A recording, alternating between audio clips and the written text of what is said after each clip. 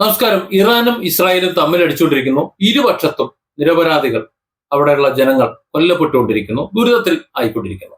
ഇത് രണ്ടും കണ്ടുകൊണ്ട് അതിനിടയിൽ നിന്നുകൊണ്ട് ഇസ്രായേലിനെ സംരക്ഷിക്കാൻ എന്ന വണ്ണം, ഇറാനെ തകർക്കാൻ എന്ന വണ്ണം അമേരിക്കയും നഖം ചൊറിഞ്ഞുകൊണ്ട് നിൽക്കുന്നു. ഇതാണ് നമ്മൾ ലൈവിൽ കാണുന്ന ഒരവസ്ഥ. എന്നാൽ ഈ കഴിഞ്ഞ ദിവസം ഒരു വാർത്ത പുറത്തു വന്നത്, ആത്യന്തികമായി ഇറാനെ ഇസ്രായേൽ അടിക്കുന്നു, അല്ലെങ്കിൽ ഇസ്രായേലിനെ ഇറാൻ അടിക്കുന്നു, രണ്ടുപേരും തകർക്കുന്നു, ആരെങ്കിലുമൊക്കെ ജയിക്കുന്നു എന്നൊക്കെ പറയുമ്പോഴും ഇതിനിടയിൽ നിൽക്കുന്ന അമേരിക്കയുടെ ലക്ഷ്യം എന്ന് പറയുന്നത് ഇന്ത്യയെ തകർക്കുക എന്നതാണ്. ഇന്ത്യയെ തകർക്കാൻ കഴിയാത്തത് കൊണ്ട്, നേരിട്ട് തകർക്കാൻ കഴിയാത്തത് കൊണ്ട് വളഞ്ഞ വഴിയിൽ ഇന്ത്യയെ തകർക്കാൻ വേണ്ടി ശ്രമിക്കുകയാണ് എന്ന്. ഈ വാർത്ത കേട്ട് പലരും മൂക്കത്ത് വിരൽ വെച്ചു. ഞാനും ആദ്യം ഇതെങ്ങനെയാണ് സംഭവിക്കുക എന്ന് ചിന്തിച്ചു. പക്ഷെ പിന്നീട് അതേക്കുറിച്ച് ചിന്തിച്ചപ്പോഴാണ് കാര്യം മനസ്സിലായത്. ശരിയാണെന്ന് എനിക്കും തോന്നി. കാര്യം ഇന്ത്യ പലർക്കും ഒരു ബുദ്ധിമുട്ടാണ് ഇപ്പോൾ. അത്രത്തോളം ഇന്ത്യ വളർന്നു വരുന്നുണ്ട്. ഇത് നിങ്ങൾക്കിത് മനസ്സിലാകണമെന്നുണ്ടെങ്കിൽ ഈ വീഡിയോ മുഴുവനായി ഒന്ന് കാണണം. പ്രൊഫസർ എസ് ബാലരാമ കൈമൾ, അദ്ദേഹത്തെ പ്രജിത പ്രതാപൻ ഇന്റർവ്യൂ ചെയ്ത ഒരു വീഡിയോ കഴിഞ്ഞ ദിവസം സോഷ്യൽ മീഡിയയിലും എല്ലാം പ്രചരിക്കേണ്ടായി.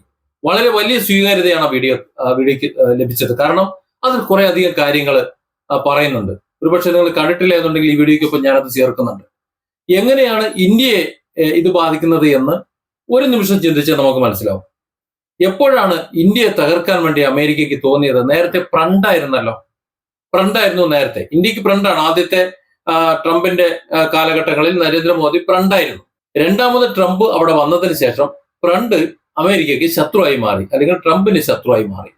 പാകിസ്ഥാൻ ഇന്ത്യയിൽ കയറി ചൊറിഞ്ഞ ശേഷം ഇന്ത്യ ഒരു മറുപടി കൊടുത്തിരുന്നു. ഒരു കലക്ക മറുപടി, കൊടുക്കേണ്ട ഭാഗത്ത് മാത്രം കൊടുത്ത് കൃത്യമായി അത് അമേരിക്ക കണ്ടിരുന്നു. അമേരിക്കയ്ക്ക് അറിയാം ഇന്ത്യയുടെ ശക്തി എന്താണെന്നുള്ളത്. നേരിട്ട് യുദ്ധം ചെയ്യാന്ന് വെച്ച് കഴിഞ്ഞാൽ വളരെ വലിയ ബുദ്ധിമുട്ട് എല്ലാവർക്കും ഉണ്ടാകും.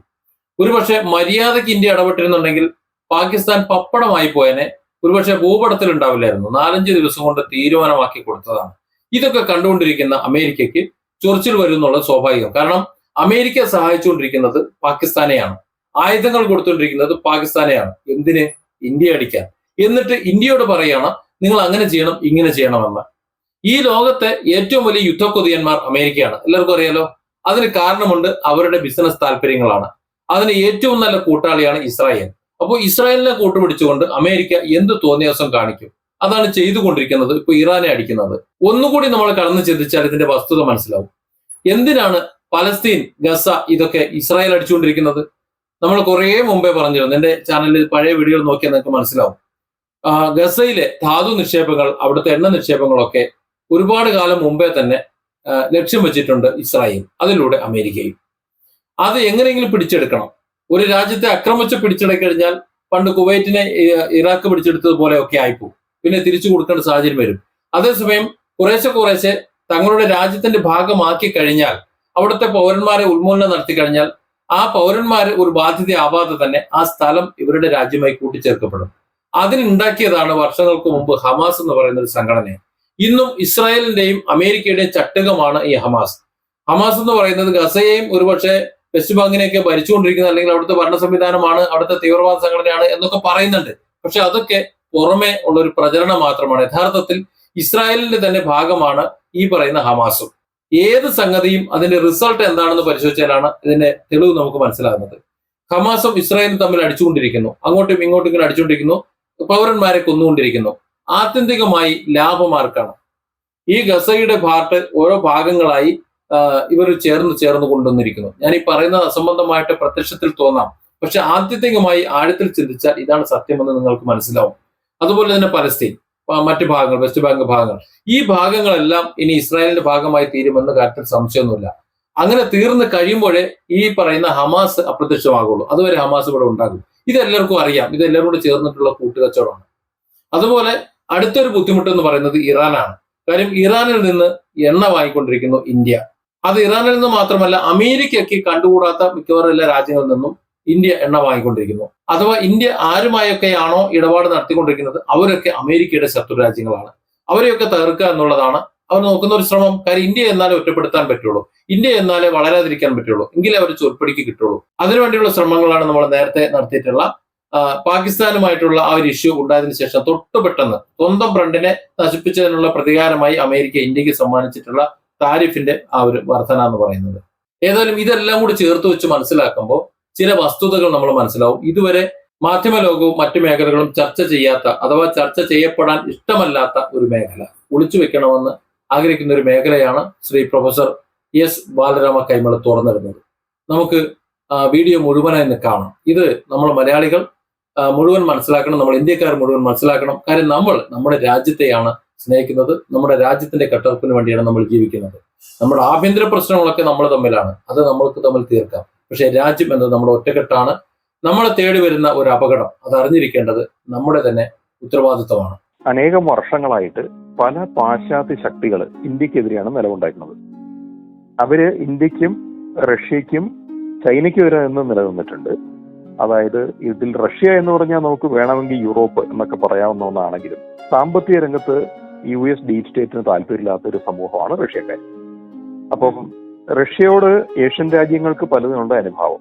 അത് US സംബന്ധിച്ച്, ഇസ്രായേലിനെ സംബന്ധിച്ച്, ഡീപ് സ്റ്റേറ്റിനെ സംബന്ധിച്ച് പ്രശ്നമാണ്. ഇറാൻ ഈ ഉന്നയിക്കുന്ന യഥാർത്ഥത്തിൽ ഒരു ഡീപ് സ്റ്റേറ്റ് പ്രശ്നമാണ്.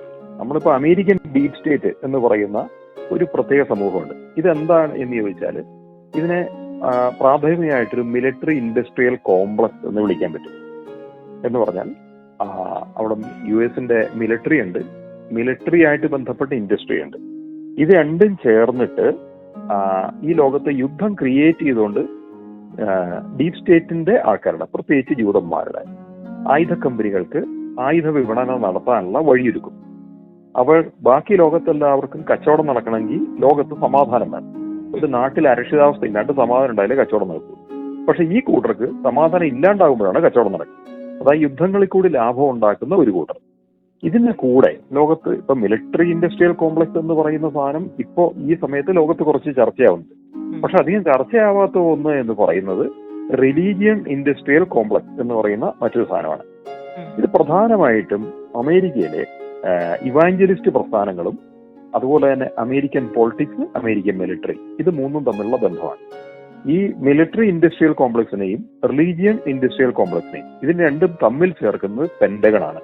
ഇതിന്റെ എല്ലാ പ്രതിനിധികളും അവിടെ ഉണ്ട്. ഇത്തരം ഈ പെന്റഗണിൽ ഇങ്ങനെ ഓരോ കൂട്ടരുടെയും പ്രതിനിധികളുണ്ട്. ഇവർക്കെല്ലാം ലോബിയിങ് ഉണ്ട്. അമേരിക്കൻ കോൺഗ്രസിൽ ഇത്തരം ആൾക്കാർക്ക് ലോബി ചെയ്യാൻ പറ്റുന്നുണ്ട്. ലോബിയിങ് എന്ന് പറഞ്ഞാൽ അവരെ സ്വാധീനിക്കുക എന്നുള്ളതാണ്. അപ്പൊ ഇക്കൂട്ടര് പല പല വ്യാജ റിപ്പോർട്ടുകൾ ഉണ്ടാക്കും. ചില അടിസ്ഥാന സത്യങ്ങൾ നമുക്ക് മനസ്സിലാക്കേണ്ട ഒരു കാര്യമുണ്ട്. ഡീപ് സ്റ്റേറ്റ് എന്ന് പറഞ്ഞാൽ പ്രധാനമായിട്ടും യുദ്ധ ബിസിനസിന്റെ മുതലാളിമാരും അതുപോലെ തന്നെ പാശ്ചാത്യ ബാങ്കേഴ്സുമാണ്. ഈ രണ്ട് കൂട്ടർക്കും താല്പര്യമില്ലാത്ത സമൂഹം പ്രാചീന സംസ്കാരങ്ങൾ ഏതൊക്കെ രാജ്യത്തുണ്ടോ ആ രാജ്യങ്ങളെ ഇഷ്ടമല്ല.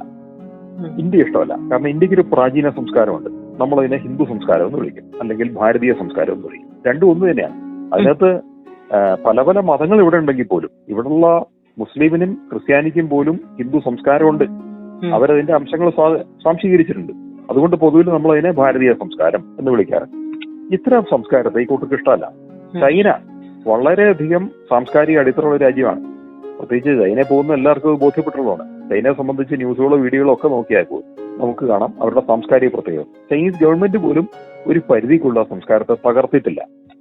എന്നാൽ റഷ്യ എന്ന് പറയുന്നത് കമ്മ്യൂണിസം കാരണം മൊത്തത്തിൽ പ്രാചീനമായിട്ടുള്ള കുറെ സംസ്കാരത്തിന്റെ പലതും നഷ്ടപ്പെട്ട രാജ്യമാണ്. എങ്കിലും റഷ്യ എന്ന് പറയുന്ന കമ്മ്യൂണിസ്റ്റ് രാജ്യവും ചൈന എന്ന് പറയുന്ന കമ്മ്യൂണിസ്റ്റ് രാജ്യവും തമ്മിൽ ഒരു അഭേദ്യ ബന്ധമാണ്. ഇന്ത്യ ആണെങ്കിൽ പലപ്പോഴും ഈ റഷ്യൻ ചേരി പോയി നിൽക്കുകയാണ്. അപ്പോൾ അമേരിക്കൻ മുതലാളിത്തം എന്ന് കമ്മ്യൂണിസ്റ്റുകൾ വിശേഷിപ്പിക്കുന്ന, അല്ലെങ്കിൽ നമ്മൾ ഡീപ് സ്റ്റേറ്റിന്റെ ഇൻഡസ്ട്രിയൽ താല്പര്യങ്ങൾ എന്ന് വിശേഷിപ്പിക്കുന്ന ഒന്നിനെതിരെയാണ് പൊതുവിൽ റഷ്യയും ചൈനയും ഇന്ത്യയും നിൽക്കുന്നത്. അതില് രാഷ്ട്രീയമായിട്ടാണ് ചൈനയും റഷ്യയും അവർക്കെതിരെ നിൽക്കുന്നതെങ്കിൽ ഇന്ത്യ രാഷ്ട്രീയമായിട്ട് മാത്രമല്ല സാംസ്കാരികമായിട്ടും കൂടിയാണ് നിൽക്കുന്നത്. അപ്പൊ ഈ കോംപ്ലക്സുകൾ, ഈ പറഞ്ഞ മിലിറ്ററി ഇൻഡസ്ട്രിയൽ കോംപ്ലക്സും അതുപോലെ റിലീജിയൻ ഇൻഡസ്ട്രിയൽ കോംപ്ലക്സും, ഇവരുടെ കച്ചവടം, സാമ്രാജ്യത്വം തുടങ്ങിയതിനെയൊക്കെ പല രീതിയിൽ പലയിടത്തേക്കും വ്യാപിപ്പിക്കും. ചിലയിടത്ത് യുദ്ധങ്ങൾ ഉണ്ടാക്കിയിട്ടാണ് വ്യാപിപ്പിക്കുന്നതെങ്കിൽ വേറെ ചിലയിടത്ത് മതപരിവർത്തനം വഴിയായി. ഇതിന് രണ്ടിനും വേണ്ടി ഈ പറഞ്ഞ കോംപ്ലക്സുകളുടെ ഭാഗമായിട്ട് നിൽക്കുന്ന വലിയ കമ്പനികൾ CSR ഫണ്ടുകൾ കൊടുക്കും. അതുവഴി മതപരിവർത്തനം നടത്തും. ഇത് പറ്റാത്ത സ്ഥലത്ത് എന്ത് ചെയ്യും? അവർ ഭീകരവാദത്തെ വളർത്തും. ഇപ്പൊ ഇന്ത്യയിൽ നടക്കുന്ന ഒരു വശത്ത് ഇവാഞ്ചലിസം, അതിനു വേണ്ടിയിട്ടുള്ള ഫണ്ട് വരുന്ന ഇവരുടെ കൂട്ടത്തിൽ നിന്ന്, മറുവശത്ത് മാവോയിസ്റ്റ് ഭീകരവാദം, അതിന്റെ ഫണ്ട് ഇവരുടെ കയ്യിൽ നിന്ന് തന്നെയാണ് വരുന്നത്. ഇവാഞ്ചലിസ്റ്റുകൾക്ക് പലയിടത്തും പ്രവർത്തിക്കാൻ വേണ്ടി തണലൊരുക്കുന്നത് ഇതേ മാവോയിസ്റ്റ് ഗ്രൂപ്പുകളാണ്. മാവോയിസ്റ്റ് ഗ്രൂപ്പുകൾ ഇന്ത്യൻ പട്ടാളത്തെ ആക്രമിക്കും, ഇന്ത്യയിലെ പോലീസ് സംവിധാനങ്ങൾ ആക്രമിക്കും. ഹിന്ദുക്കളായിട്ടുള്ള രാഷ്ട്രീയ പ്രവർത്തകരെ ആക്രമിക്കും, ഹിന്ദു മിഷണറിമാരെ ആക്രമിക്കും. പക്ഷെ അവർ ഇവാഞ്ചലിസ്റ്റുകൾക്ക് കൂടെയൊരുക്കും. ഇതൊരു പ്രത്യേക സംബന്ധിച്ചു. കാരണം എന്താണെന്ന് വെച്ചാൽ ഇതിന്റെ എല്ലാ ഫണ്ടിങ് ഒരു ഭാഗത്തുനിന്ന്. അൾട്ടിമേറ്റ്ലി ഇതിന്റെ എല്ലാം പുറകിൽ ആര് നിൽക്കും എന്ന് ചോദിച്ചാൽ, ഞാനീ പറഞ്ഞ 2 കോംപ്ലക്സുകൾ, ആ കോംപ്ലക്സുകൾക്ക് പുറകിലുള്ള രാജ്യങ്ങൾ 2 എണ്ണമാണ്. അതിലൊന്ന് അമേരിക്കയാണ്, മറ്റൊന്ന് ഇസ്രായേലാണ്. കാരണം ജൂതന്മാരാണ് ഇസ്രായേലിൽ പ്രധാനമായിട്ടുള്ളത്. ജൂത ബിസിനസ്സുകാർ സൃഷ്ടിച്ച രാജ്യമാണ് ഇസ്രായേൽ എന്ന് പറയുന്നത്. അതുകൊണ്ട് തന്നെ ജൂതന്മാരുടെ ബിസിനസ് താല്പര്യങ്ങളാണ് ഇസ്രായേലിന് പരമപ്രധാനം. അവർ ഇന്ത്യയായിട്ട് ചിരിച്ച് നല്ല ടൈംസിൽ ഒരിടത്ത് നിൽക്കുന്നുണ്ടെങ്കിൽ പോലും ഇന്ത്യക്കെതിരെയുള്ള അനേകം പ്രവർത്തനങ്ങൾ അവരുടെ ഭാഗത്ത് വരുന്നുണ്ട്. വളരെ വ്യക്തമായ ഒരു വ്യാപാര ഉടമ്പടി ഇന്ത്യ ഇസ്രായേലുമായിട്ടോ അമേരിക്കയായിട്ടോ ഒപ്പുവെച്ചിട്ടില്ല. ഡ്രാഫ്റ്റ് മാത്രമാണ് അമേരിക്കയായിട്ട് ഉണ്ടായിരിക്കുന്നത്. ഒപ്പുവെക്കാൻ പോകുന്നേ ഉള്ളൂ. യൂറോപ്യൻ യൂണിയനായിട്ട് നമ്മൾ ഡീൽ ഒപ്പുവെച്ച് കഴിഞ്ഞു, UAE ആയിട്ട് ഒപ്പുവെച്ചു, റഷ്യയായിട്ട് ഒപ്പുവെച്ചു, UK ആയിട്ട് ഒപ്പുവെച്ചു. പക്ഷെ അമേരിക്കയായിട്ട് ഇവരെ ഒപ്പുവെച്ചിട്ടില്ല. ചർച്ചകൾ നടക്കുകയാണെന്ന് മാത്രമല്ല, ഇപ്പൊ ആ ചർച്ചകൾ സ്തംഭിച്ച മട്ടാണ്. അങ്ങനെ ഒരു കാരണമുണ്ട്. അപ്പം ഈ ചർച്ചയിൽ അമേരിക്കയ്ക്ക് മുട്ട് മുടക്കേണ്ടി വന്നു. യൂറോപ്യൻ യൂണിയൻ ഇന്ത്യയായിട്ട് ഡീൽ ഒപ്പുവെച്ചതോടുകൂടി ട്രംപിന് വേറെ വഴിയില്ലാണ്ടായി. ഇന്ത്യയായിട്ട് ഒരു വെടിനിർത്തൽ ആവശ്യമായി.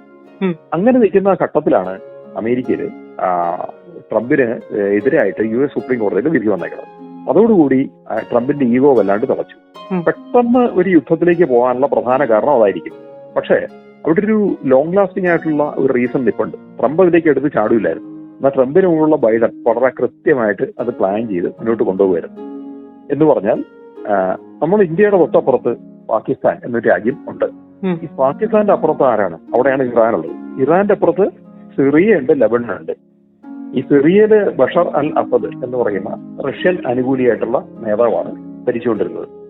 അതുപോലെ ലെബനിലുള്ളത് ഹിസ്ബുള്ള എന്ന് പറയുന്ന ഒരു ഭീകരവാദ സംഘടന. ഒരു ഭീകരവാദമാണെങ്കിലും ഇന്ത്യക്കെതിരെ അവർ നിലപാടൊന്നും എടുക്കാറില്ല. അവര് പ്രധാനമായിട്ടും മിഡിൽ ഈസ്റ്റില്, അതുപോലെ തന്നെ ഇസ്രായേലില്, സൗദിക്കൊക്കെ എതിരായിട്ടുള്ള നിലപാടുകളാണ് പലപ്പോഴും എടുക്കാറുള്ളത്. ഇറാനും സൗദിയും തമ്മിൽ ഷിയ സുന്നി പ്രശ്നങ്ങളും ഉണ്ട്. അതുകൊണ്ട് തന്നെ സൗദിയുടെ ഒപ്പമാണ് US നയിക്കുന്നത്. അപ്പം മിഡിൽ ഈസ്റ്റിലെ പല രാജ്യങ്ങളെയും ഇതൊരു ഷിയ രാജ്യമാണ് എന്നുകൊണ്ട് നിങ്ങളുടെ ഒപ്പം ഞങ്ങൾ നിൽക്കാം, അതുകൊണ്ട് അവരെ എതിർക്കാം, ഇനി അവർക്ക് ആണവായുധം വന്നാലും നിങ്ങൾക്ക് സുന്നി രാജ്യങ്ങൾക്ക് പ്രശ്നമാണ് എന്നൊരു പൊതുബോധം അമേരിക്ക നേരത്തെ തന്നെ ഉണ്ടാക്കി വെച്ചിട്ടുണ്ട്. പക്ഷേ സുന്നി രാജ്യമായിട്ടുള്ള പാകിസ്ഥാന്റെ കയ്യിൽ, ഇറാനേക്കാൾ ഡേഞ്ചറാണ് പാകിസ്ഥാൻ, അവരുടെ കയ്യിൽ ആണവായുധമുണ്ട്.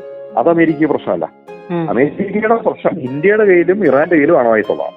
ഇത് രണ്ടും പ്രശ്നമാണ്. ഇന്ത്യക്കെതിരെ പണ്ടേ ഉപരോധം വന്നിട്ടുണ്ട്. ആണവായുധം ഇന്ത്യ ഉണ്ടെന്ന് നമ്മൾ പരീക്ഷണം നടത്തുന്ന സമയത്ത് നമുക്കെതിരെ ഉപരോധം വന്നിട്ടുണ്ടെങ്കിലും ഇതേപോലെ പരീക്ഷണം നടത്തിയ പാകിസ്ഥാനെതിരെ ഉപരോധം വന്നിട്ടില്ല. മാത്രമല്ല പാകിസ്ഥാനെ ഒപ്പം നിർത്തുന്നു, F-16 പോലുള്ള വിമാനങ്ങൾ കൊടുക്കുന്നു, ആയുധങ്ങൾ കൊടുക്കുന്നു. അതെല്ലാം ഇന്ത്യക്കെതിരെ ഉപയോഗിക്കാനാണ്. അപ്പം അമേരിക്കയുടെ ഈ ഒരു ആണവ നയം എന്ന് പറയുന്നത് ഇരട്ടത്താപ്പാണ്, തട്ടിപ്പാണ്. ചില പ്രത്യേക ആൾക്കാർക്കെതിരെ മാത്രമാണ്. ആ രാജ്യങ്ങൾ എന്ന് പറയുന്നത് പാകിസ്ഥാൻ പൂർണ്ണമായിട്ടും അതൊരു സുന്നി രാജ്യമാണ്. അത് മിഡിൽ ഈസ്റ്റിനൊപ്പം കഴിയുന്നത് നിൽക്കുന്നതുമാണ്, US പേറോളിൽ പോകുന്നതാണ്. എന്നാൽ ഇറാൻ വളരെ ഇൻഡിപെൻഡന്റ് ആണ്. അമേരിക്കയുടെ ആജ്ഞാനുവർത്തിയാവാൻ ഇറാൻ ആഗ്രഹിക്കുന്നേയില്ല. ഇന്ത്യയുടെ നിലപാട് അങ്ങനെ തന്നെയാണ്. നമുക്കുള്ളത് സ്ട്രാറ്റജിക് ഓട്ടോണമിയാണ്. നമ്മൾ ആവശ്യമുള്ള സമയത്ത് നല്ല കാര്യങ്ങൾക്ക് വേണ്ടി നമുക്ക് ബന്ധങ്ങളുണ്ട്. നമ്മളവരുടെ ചീത്തക്കാര്യങ്ങൾ അനുകൂലിക്കാൻ നിൽക്കില്ല. അതേസമയം പാകിസ്ഥാന് പറ്റത്തില്ല. അമേരിക്ക എന്ത് നിലപാടെടുക്കണോ അതിനെ അനുകൂലിച്ചേ പറ്റുള്ളൂ. ഇനി പാകിസ്ഥാനകത്ത് അമേരിക്ക ബോംബിട്ടാലും അതിനെ പാകിസ്ഥാൻ അനുകൂലിച്ചേ പറ്റുള്ളൂ. അത്രയും വലിയ അടിമത്തത്തിലാണ് പാകിസ്ഥാൻ നിൽക്കുന്നത്. ഇന്ത്യ അങ്ങനെയല്ല. ഇന്ത്യ ശരിക്കും പറഞ്ഞാൽ ഇന്ത്യക്ക് ഇന്ത്യയുടെ തലയെടുപ്പുണ്ട്. ഇന്ത്യക്ക് ഇന്ത്യയുടെ വിഭവങ്ങളുണ്ട്. ഇന്ത്യക്ക് ഏറ്റവും വലിയ സാമ്പത്തിക ശക്തിയായിട്ട് വളരാനുള്ള എല്ലാ അവസ്ഥകളും ഉണ്ട്. നമുക്ക് വലിയ ജനസംഖ്യയുണ്ട്, നമുക്ക് വിഭവങ്ങളുണ്ട്, നമുക്ക് കരയിലെ വിഭവങ്ങളുണ്ട്, സമുദ്ര വിഭവങ്ങളുണ്ട്. ഇതെല്ലാം ഉപയോഗിച്ചാൽ ഇന്ത്യക്ക് ലോകത്ത് മറ്റേത് രാജ്യത്തേക്കാണെന്ന് പറയാൻ പറ്റും. പക്ഷേ അത് വരുന്നത് അവർക്ക് ഇഷ്ടമല്ല. കാരണം എന്ന് വെച്ചാൽ ഈ റിലീജിയൻ ഇൻഡസ്ട്രിയൽ കോംപ്ലക്സ് എന്ന് പറയുന്ന സാധനത്തിന് ഇന്ത്യയെ മതപരിവർത്തനം ചെയ്യാനാണ് താല്പര്യം.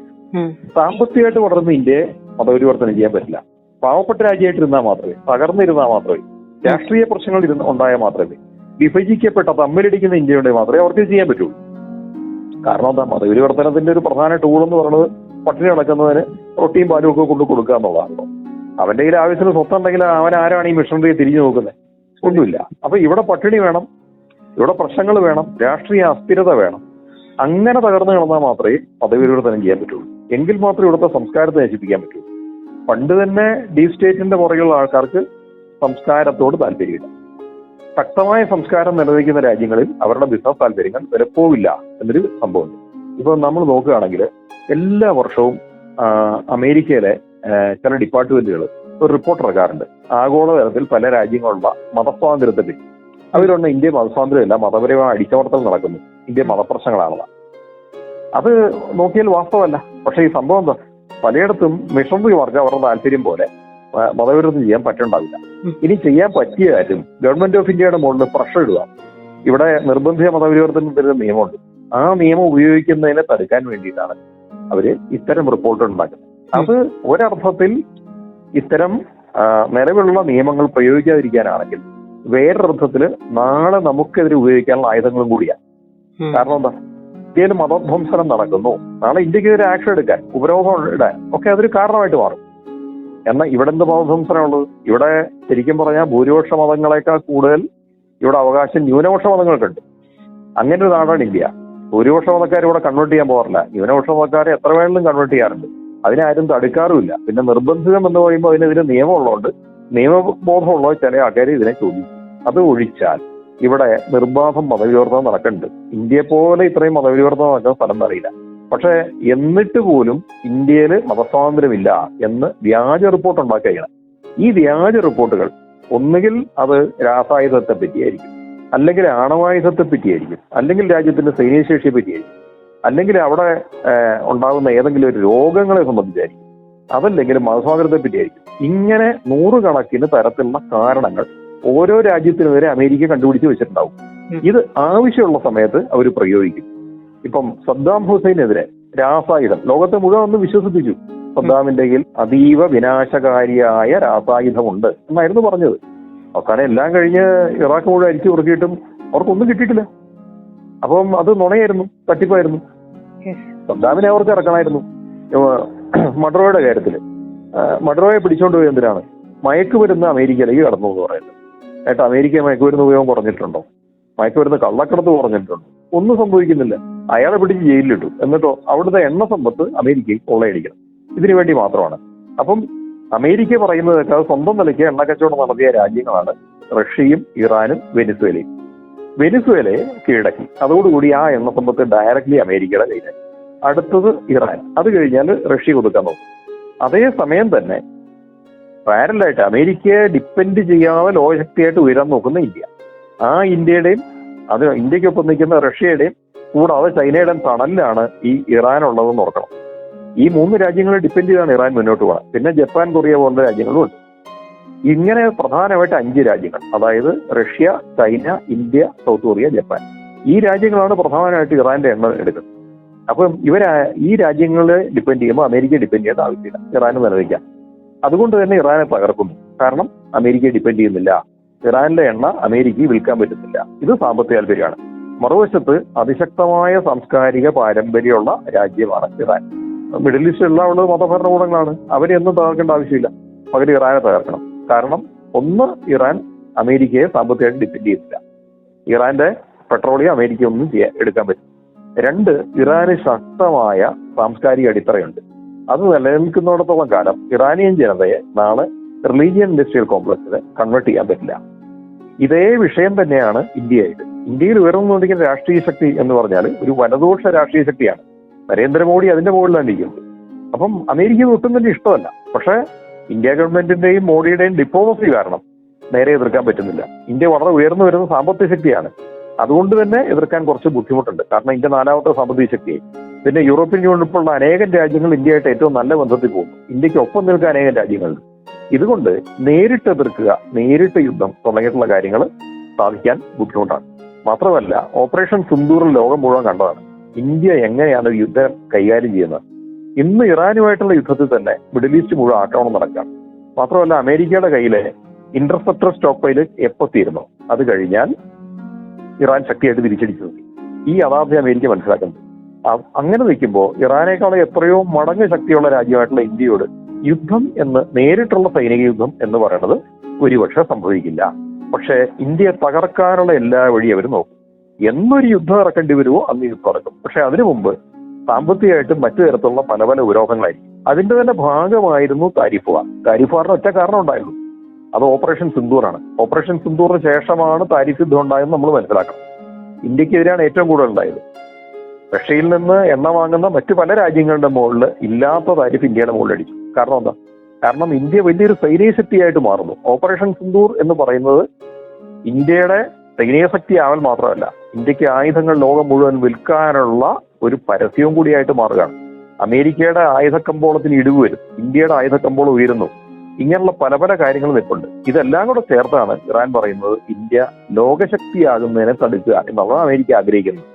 അപ്പൊ നമ്മൾ ഓപ്പറേഷൻ സിന്ദൂർ കഴിഞ്ഞ ഉടനെ തന്നെ എന്തുകൊണ്ട് നമുക്ക് പ്രശ്നം ഉണ്ടായി നമ്മൾ ആലോചിച്ചാൽ, അല്ലെങ്കിൽ താരിഫിന്റെ വിഷയം ഉണ്ടായി എന്ന് ആലോചിച്ചാൽ, നമ്മളന്ന് നടത്തിയൊരു വലിയ പ്രഖ്യാപനമാണ്. നമുക്ക് ലോകത്തെ ഏതൊരു ശക്തിയോടും, അത് അമേരിക്കയുടെ ആയുധങ്ങളും ചൈനയുടെ ആയുധങ്ങളും തുർക്കിയുടെ ആയുധങ്ങളും കയറുള്ള പാകിസ്ഥാനെയാണ് നമ്മൾ നിസ്സാരമായിട്ട് 3 ദിവസം കൊണ്ട് തകർത്ത് തരിപ്പണമാക്കിയത്.